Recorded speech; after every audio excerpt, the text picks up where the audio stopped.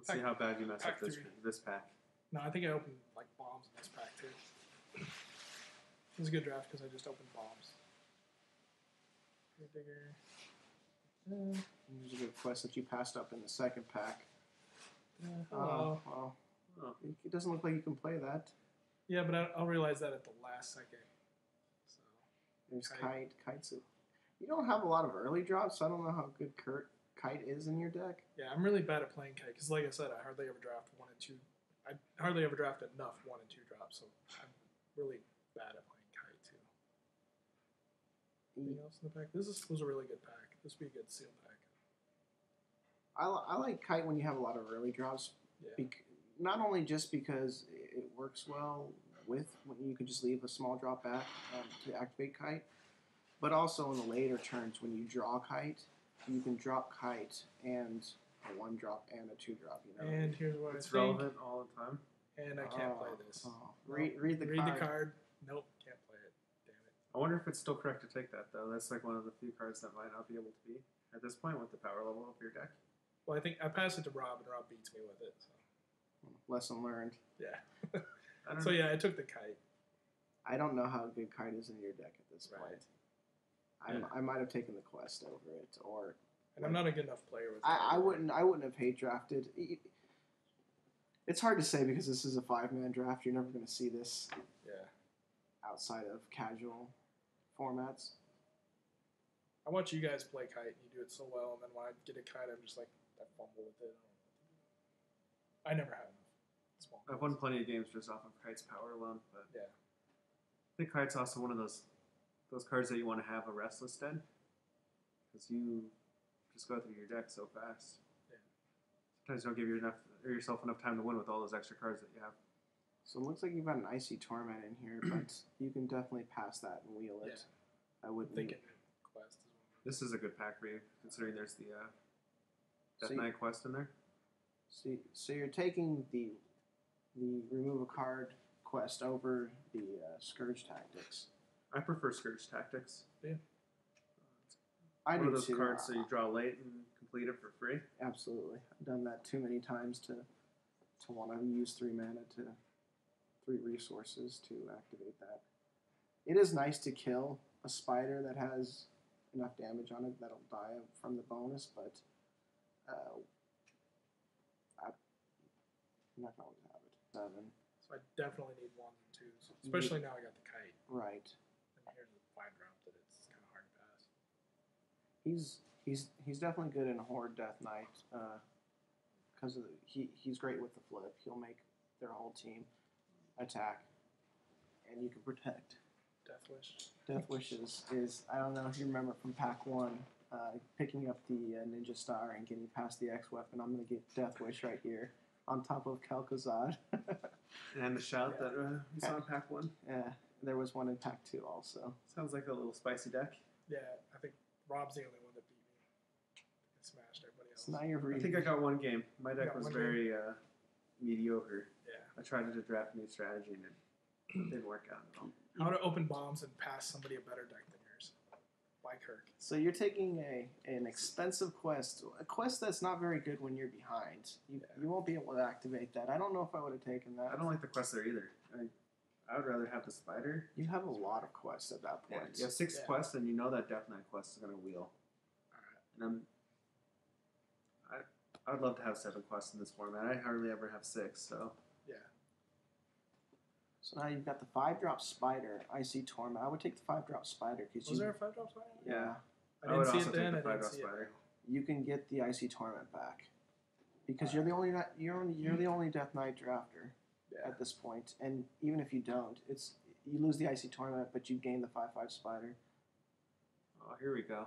Now we've got an early drop. If you don't take this 2-drop, I would not draft you ever again. I think I took that 3-drop. I don't know if I did it yet or if he's coming up later, but that 3-drop that does extra damage if you have a disease or something like that. I was thinking the Icy Torment's got him. Okay. They don't.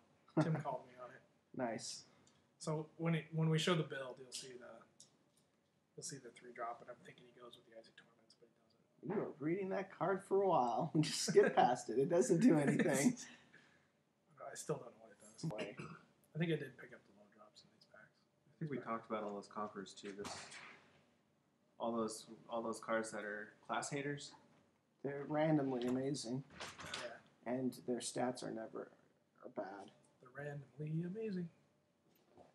We've got a good Death Knight. Oh, see, there's another early drop. I would take him for sure. There you go. I think at that point I knew in my head I knew what I needed to. You've got really expensive quests in your deck. I like to have a mix between the expensive and the cheap ones. The one that you pay one, choose a damage type or something. Yeah, I never picked those high enough either. So really, you're thinking about taking the. Staunch Reprisal. Oh, there's Icy Torment. I would take Icy Torment over all those. Yeah, I think the quest would come back the second time. It doesn't seem like much Hades going on at all at this table. Yeah, this is. I think that's 6 drops. Yeah, the 6 drop's not bad. Which one was he? It's the 6/4. When you get that late, usually the battlefield is cleared more, so the defense isn't the biggest liability. Okay. And even when you have a high power, low defensive guy, at least he'll be able to trade with their bigger drops. Also, he has 3 Icy Torments, so if he ever gets it where they're casting new guys, he might be able to get a 2-for-1 off of that character. 5-drop wield. The 5-drop is. Yeah. I would take the 5-drop. I love the 4-drop, but the 5-drop will let you activate your flip, and your flip will be relevant because you'll be able to choose which one of their allies gets to die or hit him for 7 to the face. Cool. It's even better because sometimes you just straight up race them there. If they have more allies than you, you hit their hero, attack them for 7 on your turn, and You got a really good 6-drop for the Alliance late. Yeah. You already have one of those weapons. I wouldn't look to double up on that weapon, just because it's not that amazing. What in the pack would you take? I would take the 6-drop. Just to hate it. Yeah, just get it. The 7-drop's good too against you because you're a Death Knight. Yeah. I get it. I can't fault you for taking a playable card and not hate drafting, but Yeah, I'm bad at hate drafting though. Metagame is not my game. another thing, there's so many Alliance guys in there, and it seems like the split is 3-2 in favor of the Horde. There's more Horde players. Yeah. I don't think all those Alliance guys are going to be so all good. these class cards I wouldn't care about. I'd just take the ally.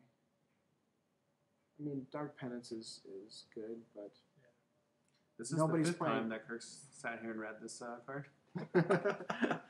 nobody's playing Priest at this point, so passing it isn't going to hurt you. So, but the 4-drop.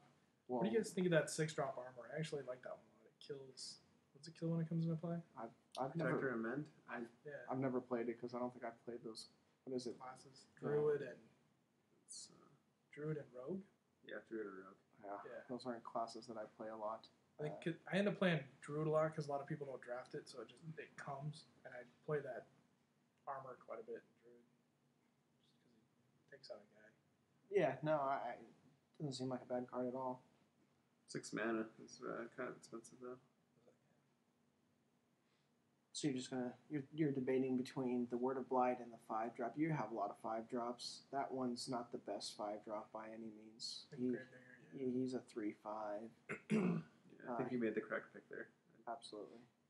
I think the Gravediggers. I was taking them high in earlier drafts, and now I'm not taking them as high unless I get another switch. Did I switch? Oh! How embarrassing! Epic fail. How embarrassing.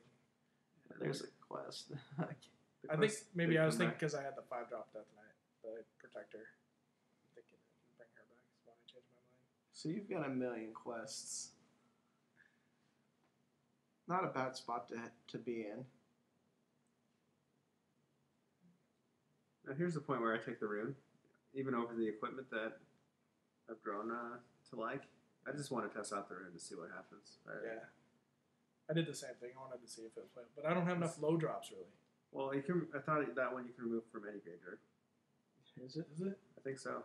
Oh, wow. I guess we're gonna have to check, Yeah, we gotta check now. especially with your deck being expensive. Even if you trade on one random turn, There, I seems like should have it'll taken help that. you out.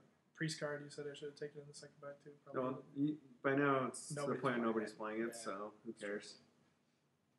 Definitely take Gushing Wound.